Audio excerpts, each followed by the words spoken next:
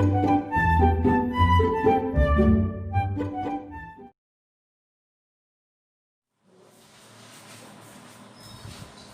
morning, dear friends.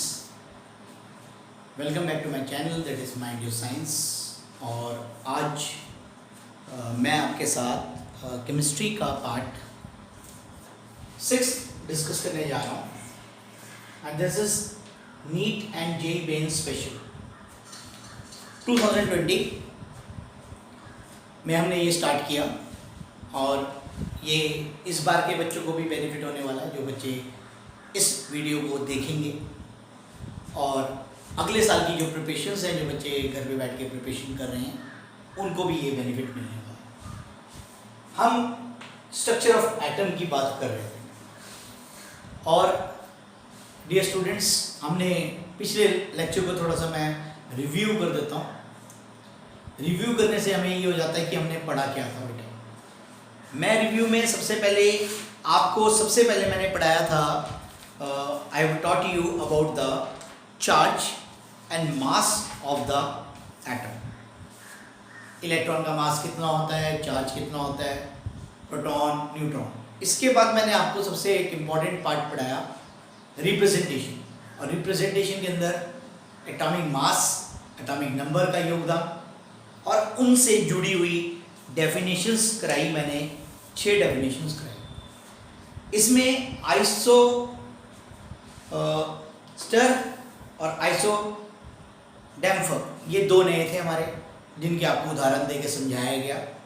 और कुछ questions हमने इलेक्ट्रॉनिक कॉन्फ़िगरेशंस के किए, जो कि हमारे अपव्यू प्रिंसिपल में बेस्ड है। और मैंने स्पेशली आपको थोड़ा सा ये भी हिंट दिया कि आप अपनी नोटबुक में, बताया होगा आपको, याद भी होगा, आपने कर भी लिया होगा, मैं जैसे जैसे बता रहा हूँ, अगर आप उस बात को फॉलो करके काम करेंगे तो आप इस पेपर को आराम से निकाल लेंगे। इसमें मैंने आपके साथ डिस्कस किया था, क्या डिस्कस किया था बच्चों?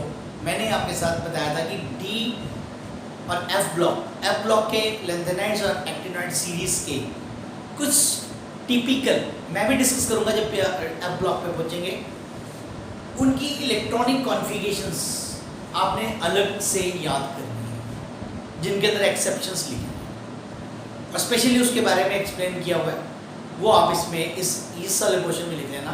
तो जैसे गोल्डियम वाला एग्जांपल था, वो उसी चैप्टर में से आया हुआ था। तो क्योंकि हमारा जो केमिस्ट्री का जो सिलेबस है बच्चों, वो फैला हुआ है, इस चैप्टर का लिंक इस चैप्टर से, इस चैप्टर का लिंक इस चैप्टर से है, तो सारा इंटरकनेक्टेड है।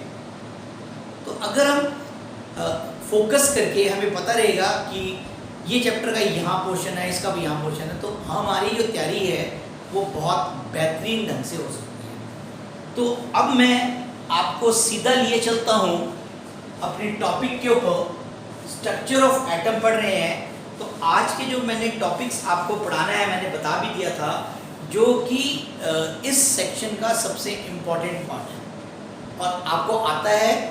लेकिन इसके क्वेश्चन कैसे अटेम्प्ट किए जाएंगे, इनके क्वेश्चन कैसे आते हैं, उनके बारे में मैं आपके साथ पूरी डिटेल में डिस्कस करूँगा। तो अब मैं सीधा आपको ये चलता हूँ। आज का जो टॉपिक है, पहला topic, that is quantum number. मैंने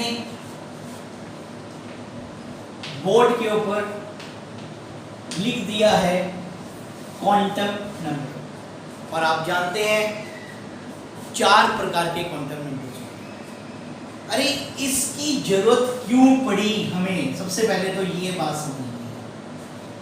जब हमें टॉपिक समझ आ जाता है तो हमें उसके पार्ट्स भी समझ आ जाते हैं। उसके पार्ट्स क्या हैं वो भी अभी बता दिए जाएंगे, कौन से पार्ट से क्या निकालते हैं वो भी बता दिया जाएगा।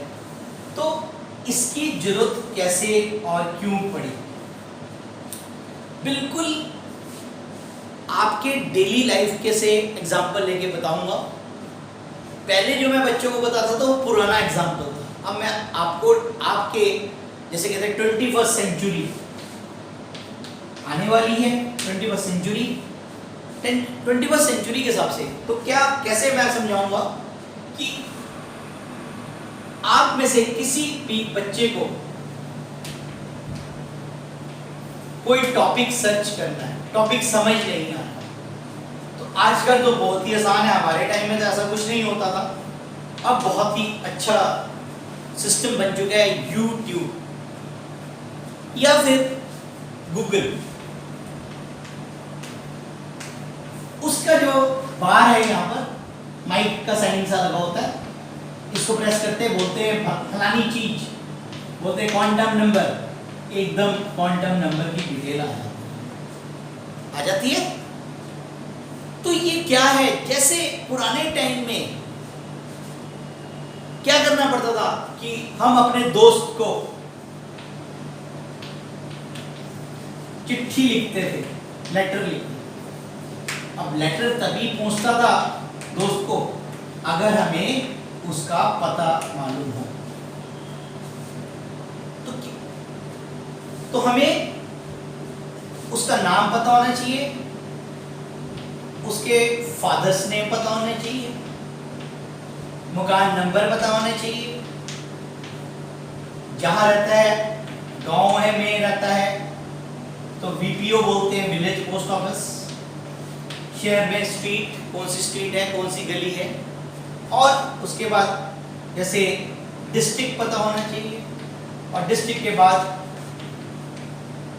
स्टेट पता होना चाहिए, और साथ में पिन कोड पता होना चाहिए, जैसे मैंने यहाँ पर पिन कोड। अगर ये सारी बातें सही होगी तो मेरी चिट्ठी जो है मेरे दोस्त तक पहुंच जाएगी। क्वांटम नंबर हमें बताती है एटम के अंदर इलेक्ट्रॉन की डिस्क्रिप्शन, उसका एड्रेस बताती है। तो जैसे मैंने बताया कि ये तो मेरा पुराना एग्जाम्पल था जो मैं पुराने कई सालों से देता आ रहा हूँ, समझाता आ रहा हूँ बच्चे, लेकिन आज की डेट में तो बच्चे बहुत ज़्यादा एडवांस है। यूट्यूब है हमारे पास, कोई टॉपिक समझ नहीं आता, फटाफट वो वहाँ पर टाइप कर देते हैं और जैसे ही सर्च का बटन दबाते हैं वो सारी ऑप्शंस खुल जाते हैं। तो हमें एकदम पता लग जाता है कि हम उस टॉपिक तक एकदम पहुंच जाते हैं। ऐसे ही क्वांटम नंबर का रोल है बच्चों। तो क्वांटम नंबर हमें क्या बताती है? Description of electron in an atom. Description में सब बात आ जाती है, भाई कौन से शेल में है, कौन सा सब शेल है, कौन सा ऑर्बिटल है, स्पिन क्या है, ओरिएंटेशन क्या है, शेप क्या है, ये सारी जानकारी अपने को किससे मिलती है? क्वांटम नंबर से। तो अब आपको समझ आ गया बेटा topic what is an quantum number. तो अब आपको आगे जब बताया जाएगा एक एक पॉइंट में आपके साथ डिस्कस करूंगा, बट ये एक शॉर्ट नोट्स होंगे, शॉर्ट ही बनाने हैं, क्योंकि ये कोई लेंथी टॉपिक्स नहीं है कि मैं आपको पूरे टॉपिक्स पढ़ाऊं, वो तो चैप्टर्स में पढ़ाए जाते हैं। तो अब मैंने आपको क्वांटम नंबर की ब्रीफिंग बता दी कि what is the briefing of quantum number. अब आपको समझ आ चुका है कि क्वांटम नंबर अपने को बताती है एटम के अंदर इलेक्ट्रॉन की डिस्क्रिप्शन। समझ आ गया? अब हम इसी से ही अपना टॉपिक स्टार्ट करते हैं। तो now we'll discuss about the quantum numbers. There are 4 quantum numbers and we know the first quantum number is called as principal quantum number. Number 1 is the, you write down बिल्कुल short में संक्षेप में notes, principal quantum number. सबसे पहले इसको represent किया जाता है बिल्कुल टिप्स पे, short short point represented by, बताइए सभी बच्चों को, स्मॉल एन। बताती क्या है? It tells us about the size and energy of the orbit. It tells us about the size and energy of orbit, जिसके अंदर हमारा इलेक्ट्रॉन प्रेजेंट है। साइज मतलब न्यूक्लियस के बाहर ये शेल्स, ये हमारा पहला shell K shell, this is L shell, this is M shell and this is about the N shell. Center of nucleus से शेल की दूरी that is called as distance, दूरी, और इस दूरी को ही हमने यहाँ पर क्या कहा, साइज कहा। अब सपोज करो हमारा इलेक्ट्रॉन के शेल में, तो उसकी दूरी क्या हो जाएगी, सेंटर ऑफ द न्यूक्लियस से के शेल की दूरी तक, ये उसका क्या आ जाएगा, रेडियस। ओके, इसकी एनर्जी इस शेल में कितनी होती है, और ये आगे एनर्जीज का क्या होता है वो भी मैं इसके साथ डिस्कस करूंगा, वो भी मैं आपको बता देता हूँ। न्यूक्लियस से जो करीब होगा वहां पर अट्रैक्शन क्या होगी, ज्यादा होगी, और जैसे जैसे दूर जाता जाएगा अट्रैक्शन क्या होती चली जाएगी, डिक्रीज होती चली जाएगी। और डिक्रीज का मतलब इसके ऊपर एनर्जी इलेक्ट्रॉन के ऊपर ज्यादा है और लास्ट वाले के ऊपर एनर्जी क्या है बेटा, कम है। तो ये आपको सबसे पहला टॉपिक जो था हमारा प्रिंसिपल क्वांटम नंबर, मैंने ब्रीफिंग के साथ समझाई, ये आपने नोट कर लेना। अब इसमें कुछ फॉर्मूलेज, ये फॉर्मूलेज आपने पहले नहीं पढ़े, इन फॉर्मूलेज को नोट करना है, ये आपके क्वेश्चंस करने में मदद करेगा। ठीक है, तो ये थ्योरेटिकल तो हमें आता है, सब्जेक्टिव हमें आता है, बट ऑब्जेक्टिव पेपर में, कंपटीशन में आपको ये फॉर्मूलेज याद करने हैं। तो राइट डाउन द फॉर्मूलाज, बिल्कुल सिंपल फॉर्मूलेज बताऊंगा मैं, इनको आपने लर्न कर देना है। सबसे पहले है number 1, total number of electron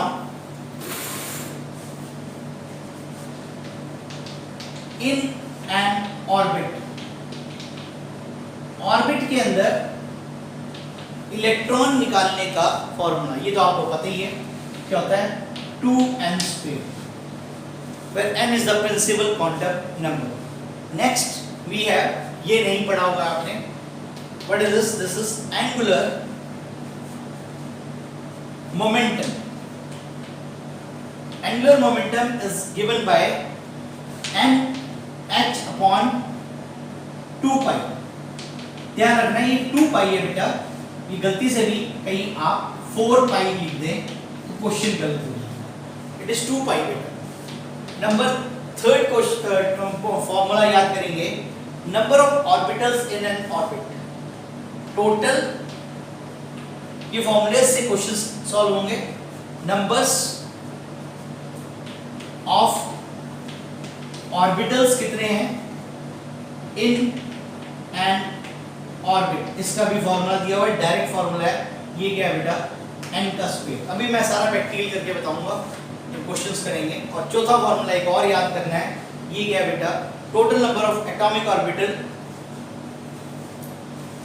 subshell not orbital, total number of subshell in n orbit is equal to n। तो ये आपने 4 फॉर्मूले याद करने हैं बच्चों, लर्न करने हैं।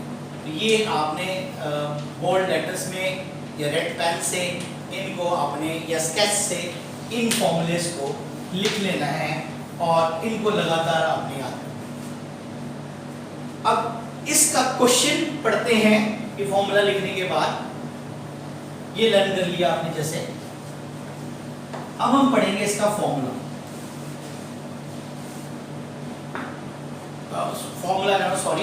क्वेश्चन, और कंटिन्यूड क्वेश्चन है हमारा।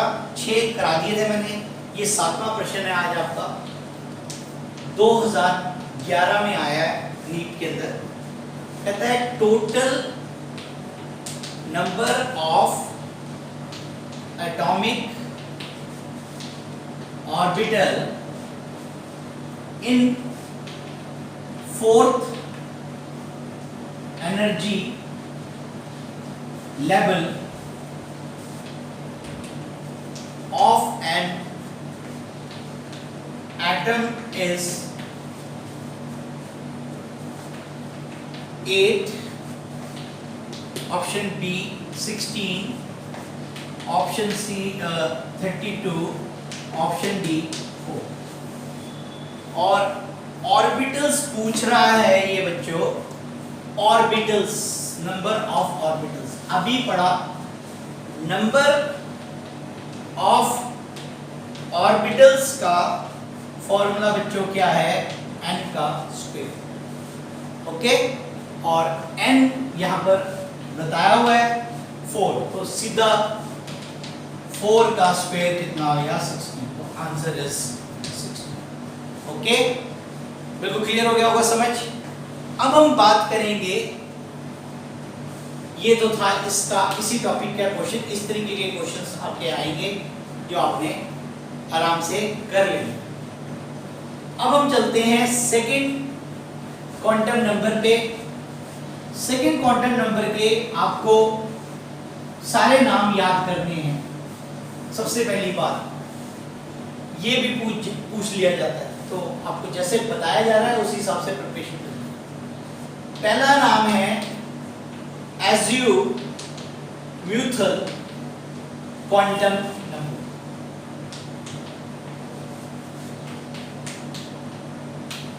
It is also called as secondary, again same quantum number 2, and it is also called as angular। ये तीन तो आपने पढ़े हुए हैं बेटा। चौथा भी नाम इसका दिया हुआ है, ये भी याद करना है, सबसिडरी। सबसिडरी क्वांटम नंबर, तो ये हमारे इसी क्वांटम नंबर के 4 नाम हैं बेटा।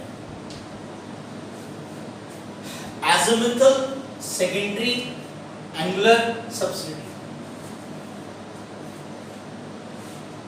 सबसे पहले इट इज रिप्रेजेंटेड बाय, जानते ही आप किससे, L2।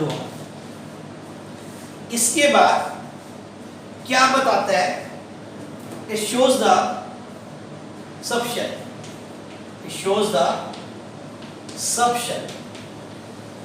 सबशेल के साथ ऑर्बिट, ऑर्बिट के साथ sub level and shape of the orbitals, shapes of orbitals oblique subshells. तो ये हमारी एज़िमुथल क्वांटम नंबर होता है। इसकी वैल्यू, ये बहुत इंपॉर्टेंट है, प्रिंसिपल क्वांटम नंबर से हमेशा 1 कम होती है, 1 कम, less than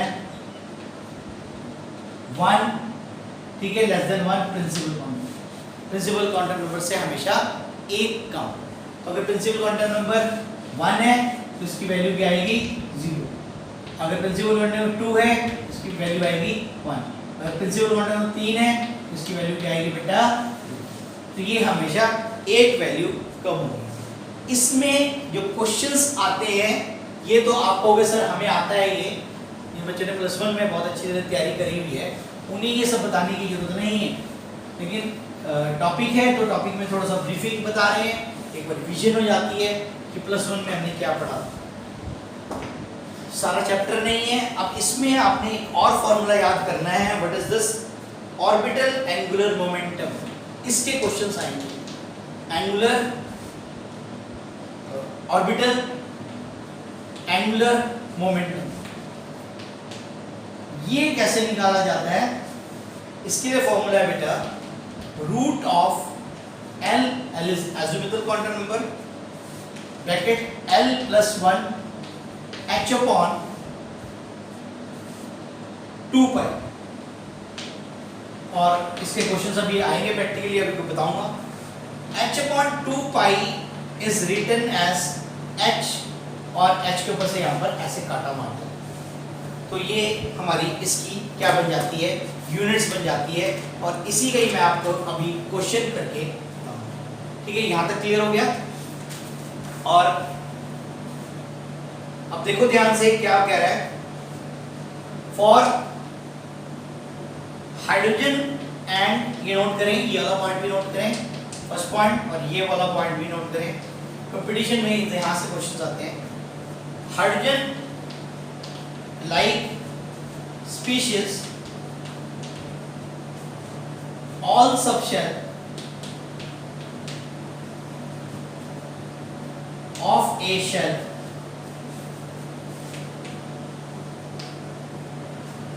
have same energy, have same energy। मैं बता देता हूँ ये क्या लिखा है मैंने, और इसके बाद ये क्या समझाने की कोशिश कर रहा है बताता हूँ मैं आपको।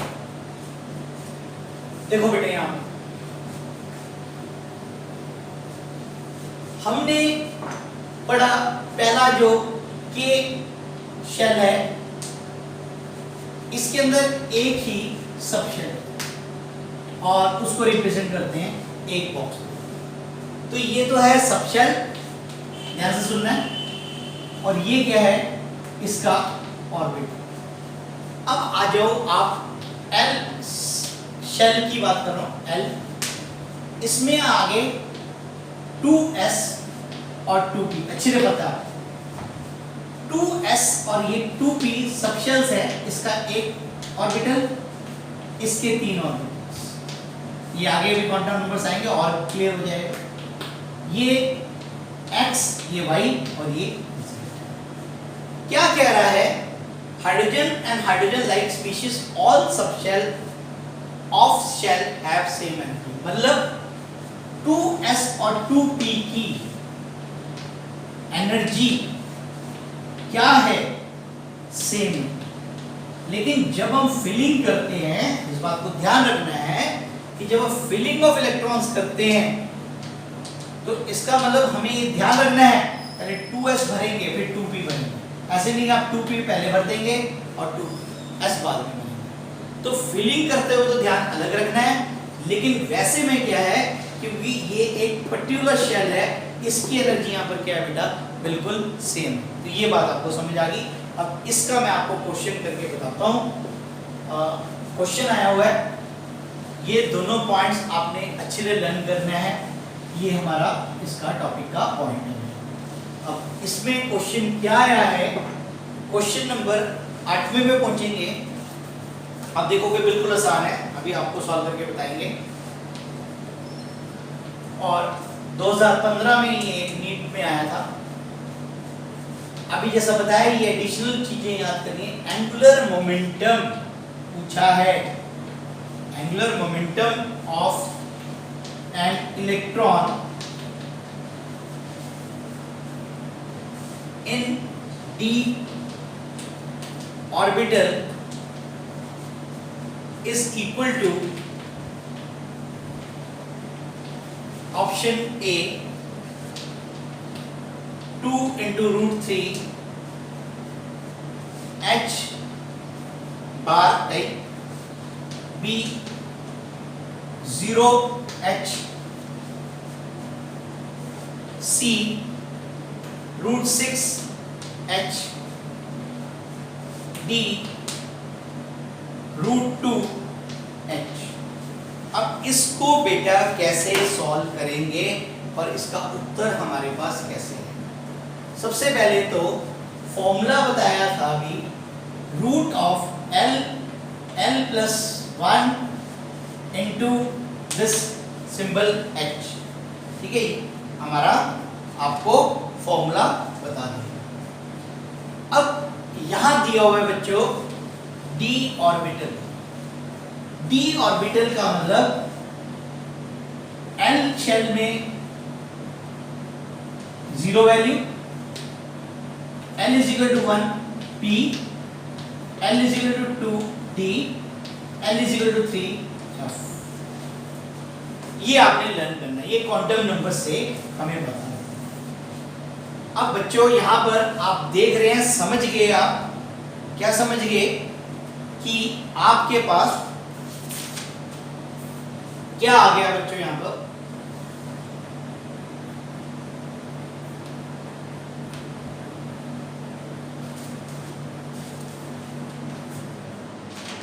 ये L की वैल्यू आपके पास आ गई, कितनी आ गई, कैसे आई पता लग गया ना। D के लिए ये आपको टेबल याद करना है, ये आपके दिमाग में माइंड में हो सकता है, चेंज कर देगा यहाँ पर, D की जगह F पूछ लेगा तो F का बदल जाएगा।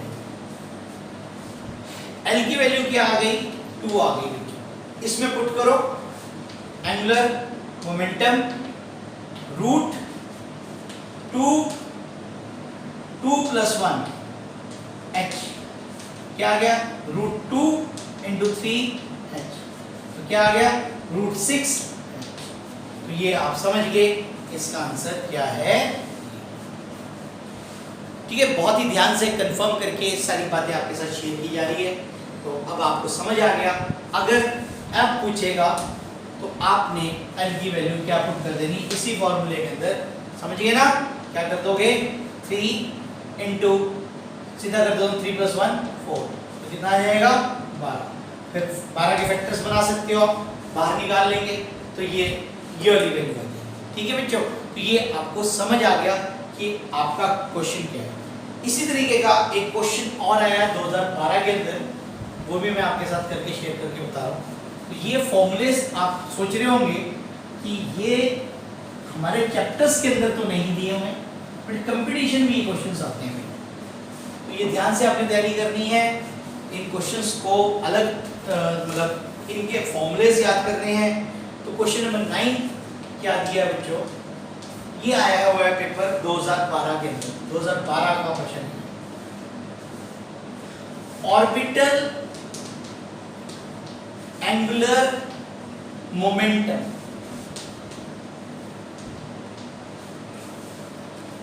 ऑफ P का पूछ रहा बच्चों, is equal to A option h/√2π, option B √3h/2π,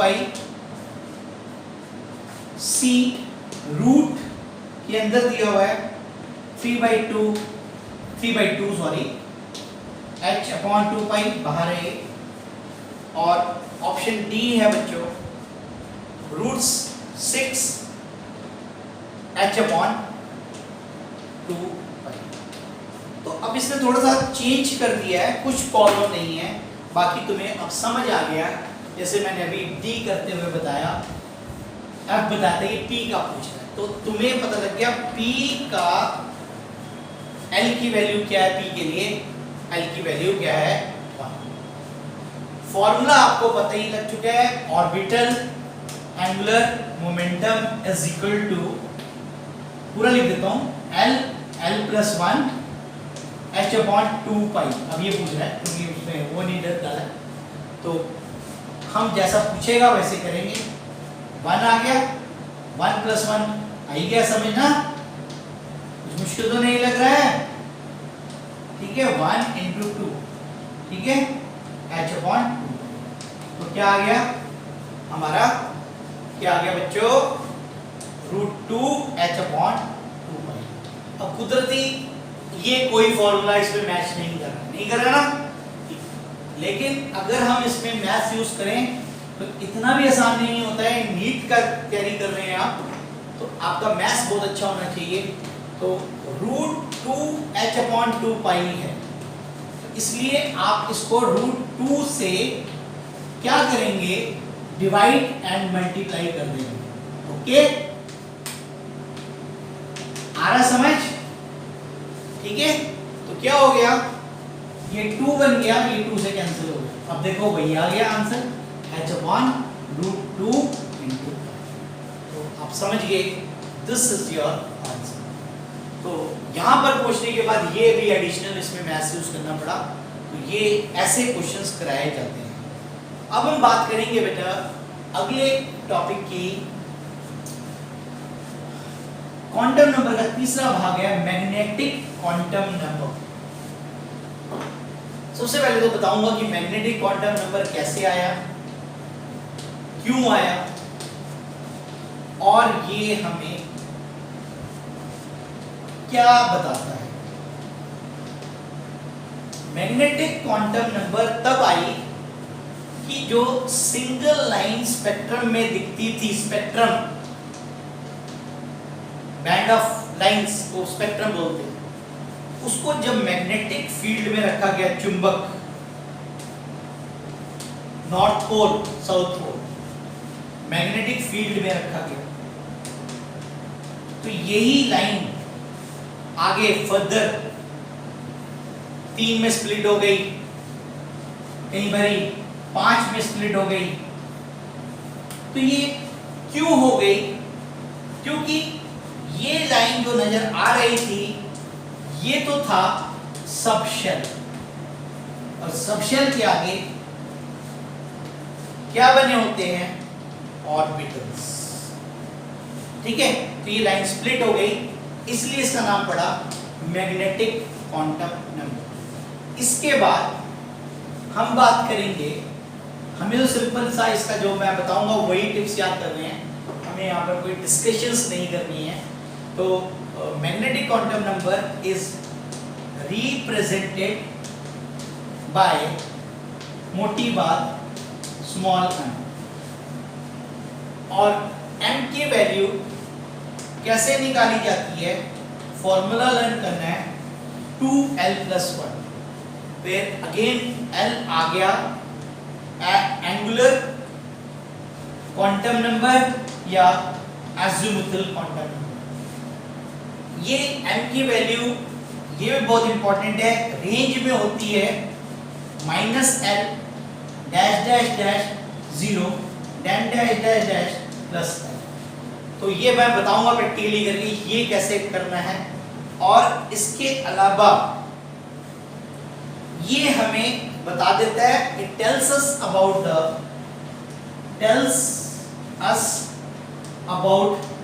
the number of orbitals in a subshell। इसका जो मेन काम है वो क्या बताता है?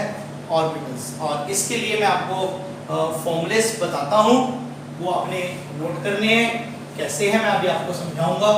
तो देखिए आप कैसे, और ये आपने लर्न करना है क्योंकि इसी में से क्वेश्चंस आने हैं।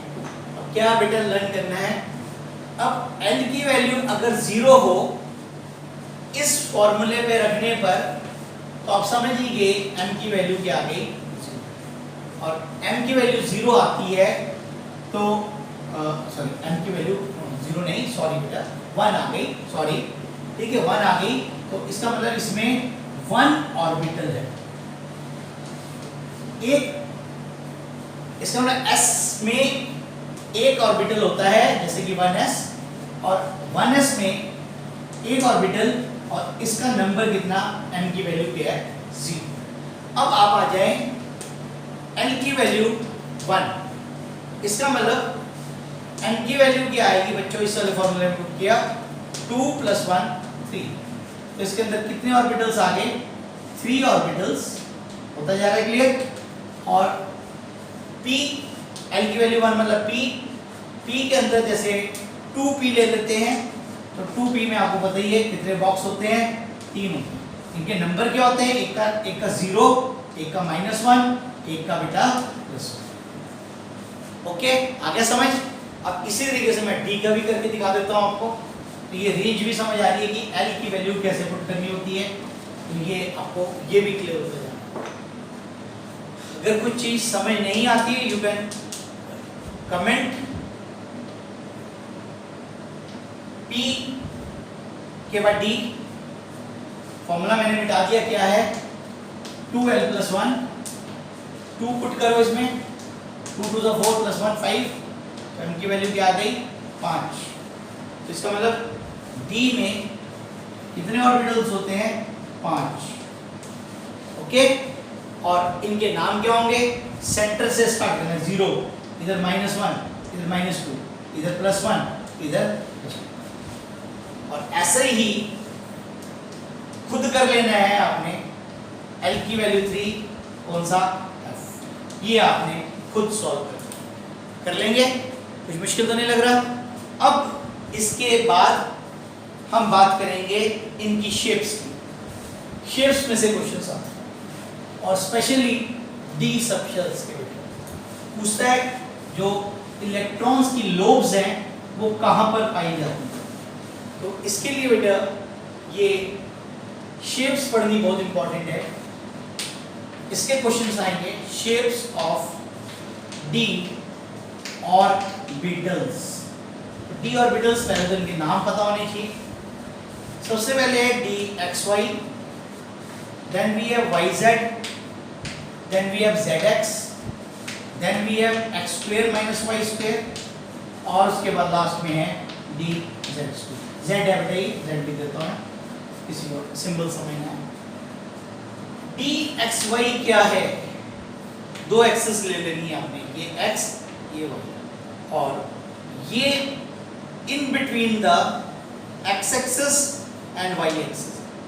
ठीक है, तो दिस इज द जो इलेक्ट्रॉन डेंसिटी है, इलेक्ट्रॉन डेंसिटी ये पॉइंट समझने वाला है। Electron density is in between x and y और इसको क्या बोलते हैं, डी एक्स।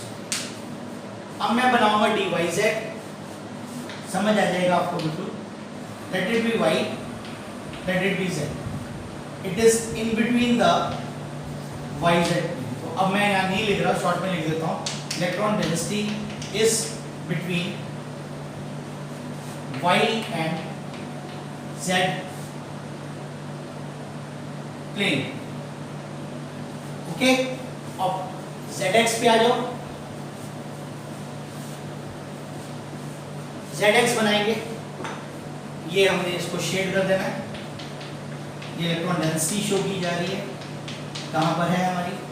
और अब हम बात करेंगे किसकी बेटा, हमारी X और ये Z, in between the X and Z planes।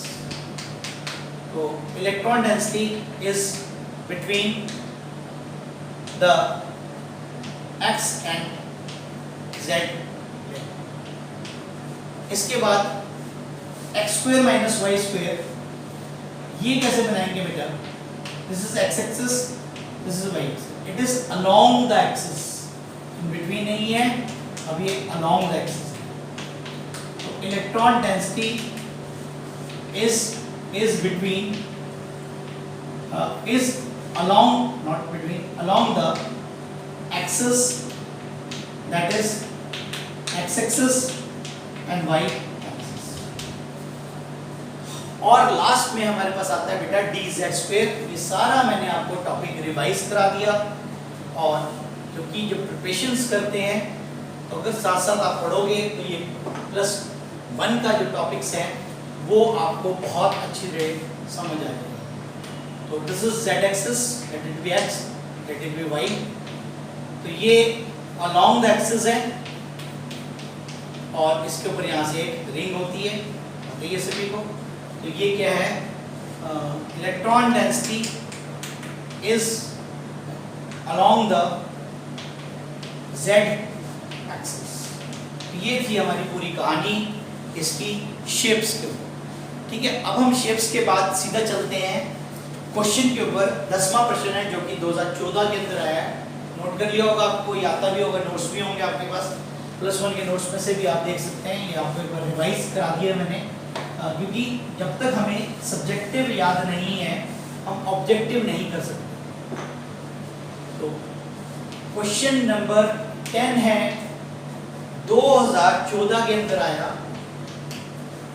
क्या आया बेटा, maximum number of subshell with value दे रखी है,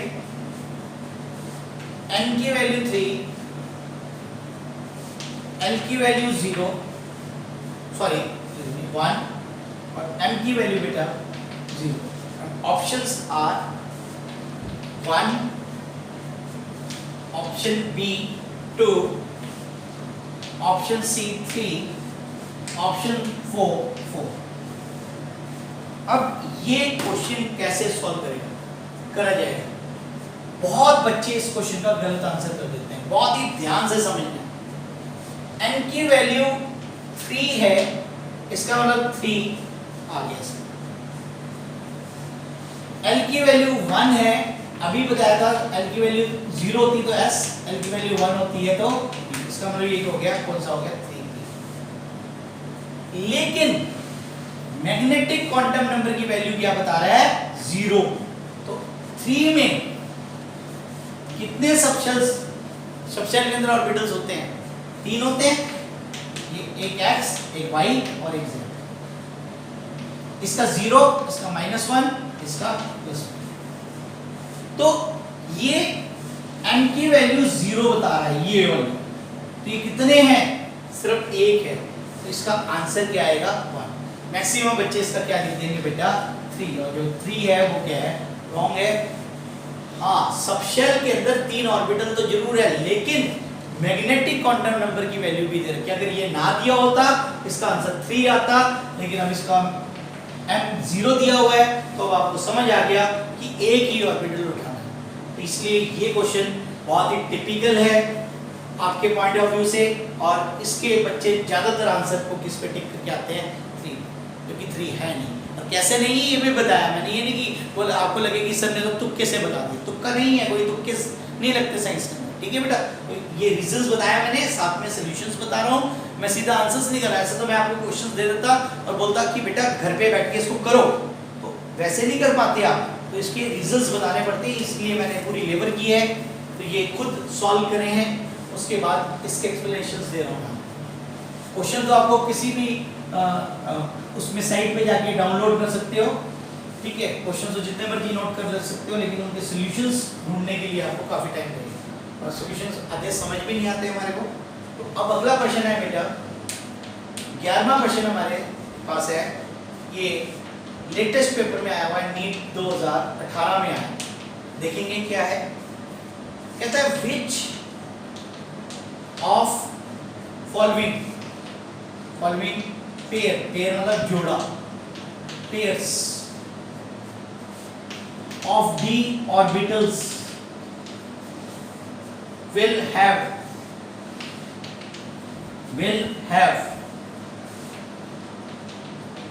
इलेक्ट्रॉन डेंसिटी। अभी बताइए इलेक्ट्रॉन डेंसिटी के बारे में। along the axis पूछा है, समझ आ गया होगा। तो ऑप्शन ए, इसीलिए शेप्स पढ़ाई थी, d z square comma x z. Option B d x z comma y z. Option C d z square comma d x square minus y square. D option d x y comma d x square minus y square. अब please ध्यान से समझना है कि question B काफी बच्चों को समझ आ गया होगा। कहता है कि electron density along the axis कहां पर है? इसमें है, लेकिन इसमें नहीं है, इन दोनों में नहीं है। इसमें है, इसमें भी है, तो इसका मतलब हमारा आंसर आ गया। इसको भी चेक कर लेते हैं, इसमें नहीं है, इसमें है। तो कौन से दो जोड़ों के अंदर electron density along the axis है? तो ये क्वेश्चन ऐसे सॉल्व करना है, ठीक है? तो ये भी आपका क्वेश्चन क्लियर हो गया। अब इसी तरीके से अगला प्रश्न भी आपके पास ऐसे सही है। अभी देखते हैं क्या है, अब ध्यान से देखेंगे, डिस्कस करते हैं। क्वेश्चन नंबर आ गया 12 पे पहुंच गए। इस क्वेश्चन को भी बड़ा एक टिपिकल क्वेश्चन है, जहां आप पता ही है, क्योंकि ये हाई लेवल ऑर्डर के क्वेश्चंस होते हैं, इसमें पूरा डिटेल में दिमाग लगाना पड़ता है। Maximum number of electrons with total number of electrons निकालने हैं बेटा। n की वैल्यू 3, l की वैल्यू 1, और n की वैल्यू -1 और ऑप्शंस आर 4 2 10 एंड 6। ये भी आप क्वेश्चन आपके सामने किया जाएगा और ये भी आप अपने आप कर लेंगे। तो मैंने आपको बताया है कि ये जो आज टॉपिक पढ़ाया जा रहा है ये मोस्ट इंपॉर्टेंट टॉपिक है और इसमें से आप देखेंगे मैक्सिमम क्वेश्चंस आए। अभी आपको ये सॉल्व किया था, बिल्कुल सिमिलर है, लेकिन अब यहाँ पर मैक्सिमम नंबर ऑफ इलेक्ट्रॉन्स पूछे हैं। इलेक्ट्रॉन्स, ध्यान रखना, इलेक्ट्रॉन्स पूछ रहे हैं। पिछली बार ऑर्बिटल पूछा, n की वैल्यू 3 आ गया, l की वैल्यू 1, p आ गया और p में -1 आया। p में 3 ऑर्बिटल है, इसका नाम 0, इसका नंबर -1, इसका +1। एक ऑर्बिटल है और एक ऑर्बिटल में कितने इलेक्ट्रॉन्स रह सकते हैं? मैक्सिमम 2। इसका आंसर क्या आ गया? राइट आंसर इज, और कैसे आया ये आपको समझ आ गया, ठीक है। कई बच्चे क्या करेंगे, इसका आंसर 6 लिख देंगे, जो कि 6 क्या हमारा रॉन्ग है, क्योंकि वो p सबशेल में नहीं पूछ रहा है, वो एक पर्टिकुलर, ये बात याद रखनी है, पर्टिकुलर ऑर्बिटल में पूछ रहा है। ये मैं लिख देता हूँ, ये हिंट्स ये याद रखेंगे, पर्टिकुलर ऑर्बिटल की बात पूछ रहा है, इसलिए पर्टिकुलर ऑर्बिटल के अंदर आपके इलेक्ट्रॉन्स कितने हैं वो आपको तभी समझ आएगा जब आप इस तरीके से इस क्वेश्चन को अटेम्प्ट करेंगे। अब हम बात करेंगे लास्ट क्वांटम नंबर की, that is what? Spin quantum number. समझाऊंगा मैं स्पिन क्वांटम नंबर कैसे आया, क्यों इसका नाम स्पिन क्वांटम नंबर रखा गया, इससे और क्या-क्या बातें आपने लर्न करनी है, क्या-क्या बातें इसमें से आ सकती है। रिप्रेजेंटेड बाय स्मॉल s, और इसको रिप्रेजेंट करने का तरीका है एरो ऊपर की तरफ या नीचे की तरफ, या प्लस हाफ या फिर -हाफ। तो ये इसकी रिप्रेजेंटेशन है इसकी स्पिन। अब इस स्पिन क्वांटम नंबर आया क्यों और कैसे, इसकी बात समझाई जाएगी। इसके लिए आपने हमारा सोलर सिस्टम के लिए चलता हूं मैं आपको। सोलर सिस्टम में क्या है और तभी स्पिन क्वांटम नंबर की विशेषता, इसके बारे में समझ आएगी। सोलर सिस्टम के अंदर सेंटर पे हमारे है सूर्य देवता जी, और इसके चारों तरफ ऑर्बिट्स बने हुए हैं, और ऑर्बिट्स के अंदर हमारी जो है, जो हमारे प्लैनेट्स हैं वो इसके चारों तरफ क्या कर रहे हैं? चक्कर काट। पृथ्वी भी उनमें से एक है जिसमें हम रह रहे हैं, अर्थ, तो ये भी इसके चक्कर काट। अब इस पृथ्वी की बात करते हैं, पृथ्वी की भी अपनी ऑर्बिट है। इस ऑर्बिट पे ये जो चंद्रमा है हमारा मून, ये चक्कर काटता है, और ये तो सारी इसकी कहानी बताई मैंने। इससे इसका क्या ताल्लुक है? आप सोचोगे ये यहां पर क्यों पढ़ाया जा रहा है? जब पृथ्वी चक्कर काट रही है उसके साथ साथ स्पिन भी कर रही है, ऐसे घूम रही है, तो तभी क्या हो रहा है? दिन और रात बन रहे हैं। अगर ये सीधी सीधी चक्कर काटता तो एक हिस्से में हमेशा दिन रहता, पिछले हिस्से में क्या रहता? हमेशा रात रहती। बात समझ आ गई?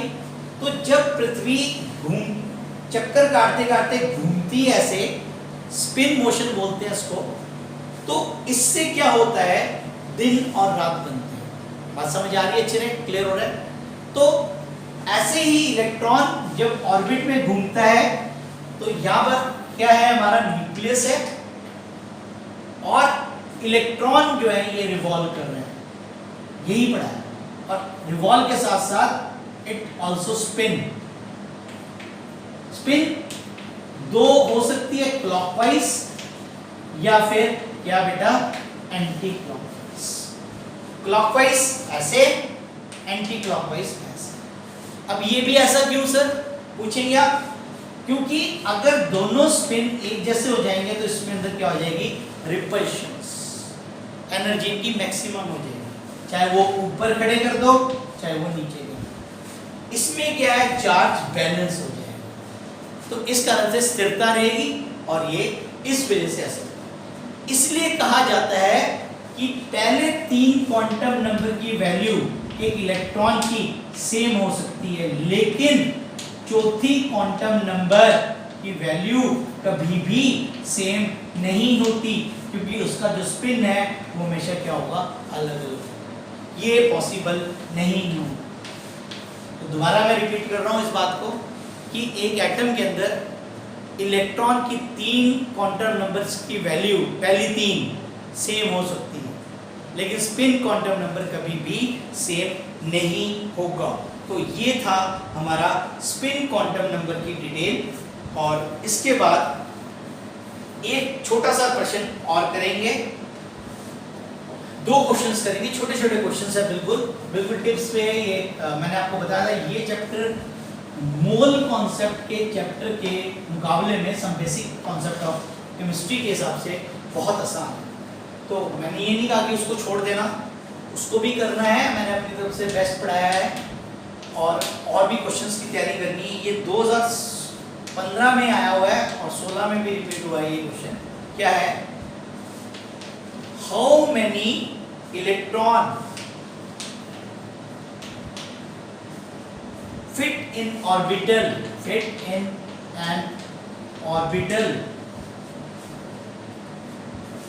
for orbital की बात कर रहे हैं बेटा, for which n की वैल्यू दे रखी है 3 फिर से और l की वैल्यू दे रखी है 1। देखो यहाँ पर कंफ्यूज कर दिया इसने, m की वैल्यू नहीं दी कुछ भी, लेकिन यहाँ पर स्पेसिफाई कर दिया ऑर्बिटल। तो ऑर्बिटल तो सिर्फ क्या होता है, ध्यान रखने वाली बात है, ऑर्बिटल्स की बात करी है इसने अब आपने, तो ऑर्बिटल एक ही होता है, ठीक है। तो यहां से ऑप्शंस पहले मैं लिख देता हूं। ए ऑप्शन है 2, बी ऑप्शन है 6 और सी ऑप्शन है 10 और डी ऑप्शन है 8। तो ये ऑप्शंस दे रखे हैं इसने हमारे को। अब इसका राइट आंसर क्या है, इसी में ही सवाल बनाया जा रहा है। n की वैल्यू 3, l की वैल्यू 1, p और p में कितने ऑर्बिटल्स हैं, 3। लेकिन वो कहता है how many electron fits in an orbital, English समझ आनी जरूरी है। ऑर्बिटल के अंदर पूछ रहा है, एक ऑर्बिटल में अभी पढ़ा है कितने इलेक्ट्रॉन फिट हो सकते हैं, 2, और वो भी क्या, ऑपोजिट। इसका आंसर क्या आ गया बच्चों, 2 आ गया। काफी बच्चे क्या लिख के आएंगे इसका 6, जो कि क्या होएगा हमारा, क्यों, क्योंकि सबशेल में नहीं पूछ रहा है, वो किस में पूछ रहा है, ऑर्बिटल के अंदर पूछ रहा है। अब एक और छोटा सा सवाल करेंगे हम और उसके बाद ये लेक्चर क्लोज कर देंगे। तो ये आप क्वेश्चन बिल्कुल आसान है। तो अभी आपने जो 3 क्वेश्चंस देखे ये मिलते जुलते क्वेश्चंस हैं। जब हम इनको प्रैक्टिस कर लेते हैं, जब ये पेपर में आते हैं, तो हमें बड़ा ही कॉन्फिडेंस मिलता है इन क्वेश्चंस को करने में। तो जो भी मेरे वीडियोस देख रहे हैं उनको जैसा भी अच्छा लग रहा है, बुरा लग रहा है, तो वो जरूर कमेंट करें, पूछें मुझसे। मैं कोशिश और करूंगा इसको और बढ़िया बनाने की। बढ़िया तो करा ही रहा हूँ, लेकिन और बेहतरीन करने की। 2 electron occupying the same orbital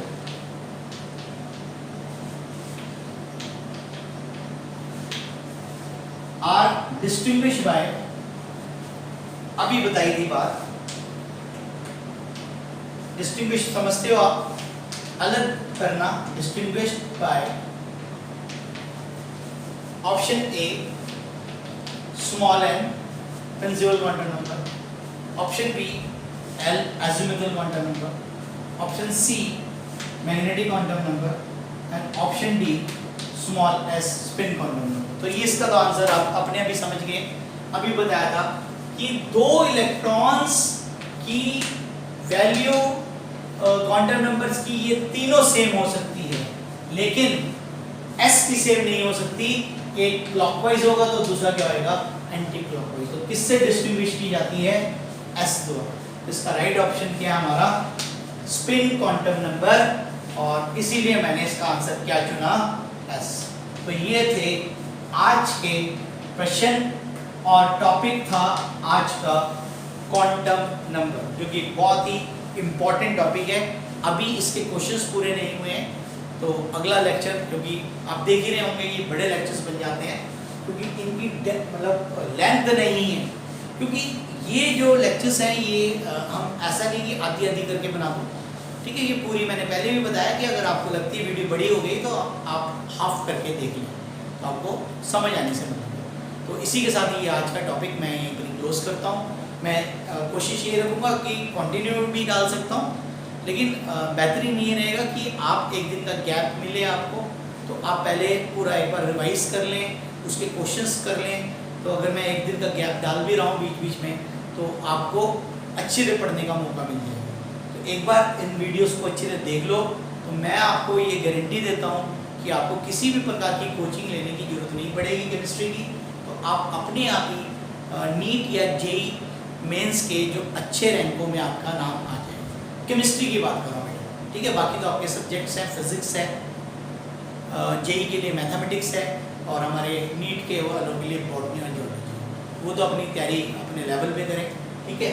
तो मैं अपनी तरफ से केमिस्ट्री में आपको मैं बता रहा था 180 में से आपके 160 नंबर तक की मैं गारंटी देता हूँ, ठीक है। जो भी मैं वीडियोस बना रहा हूँ मैं उस लेवल पर जाकर बना रहा हूँ जिससे कि आपके इतने नंबर आ जाए, ठीक है।